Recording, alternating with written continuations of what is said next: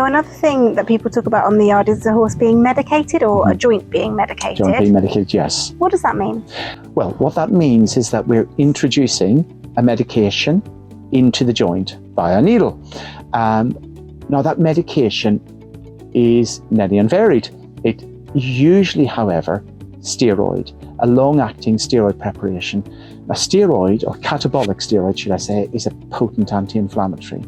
And what it does is it shuts down the processes of inflammation within the joint.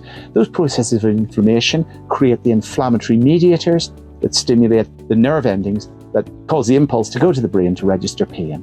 So basically, it shuts down that inflammatory process. Now, if we know there's just simply a soft tissue injury from a sprain or a sudden overreach in that joint, where there's no architectural change within the joint, then medication can be incredibly helpful and incredibly useful.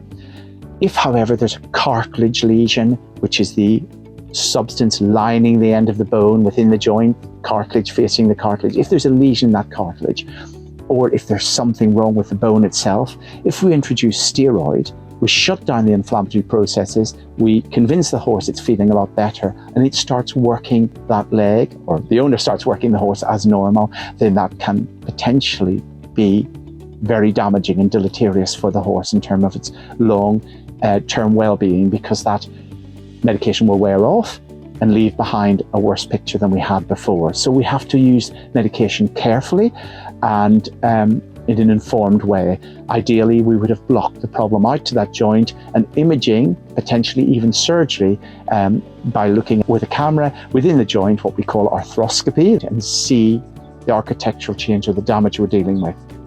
So steroid is very effective, but it has to be used in the right cases, of course, where harm will not result from using it. There are other products that we can medicate, though.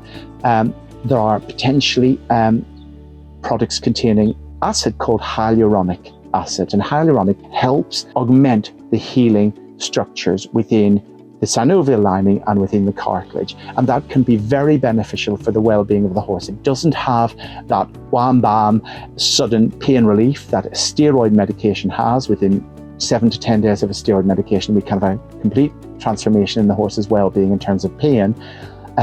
But what it does do is it sets the horse up. It provides the building blocks and creates an environment where the horse's own regenerative processes are set to succeed, or best set to succeed.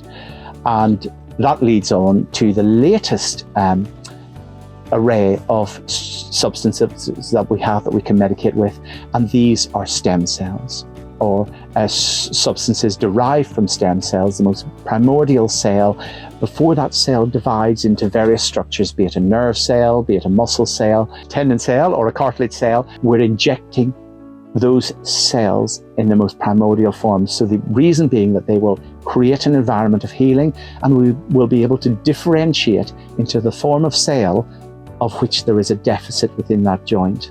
And although it's in its infancy as a treatment, we are seeing some very positive results from use of stem cells. And the choice of medication that we use depends very much on the joint involved. It depends very much on what the horse is used for. It depends very much on what we find with imaging. And of course, it depends on the vet's personal experience and what they have found with previous horses with this condition and how well they've responded.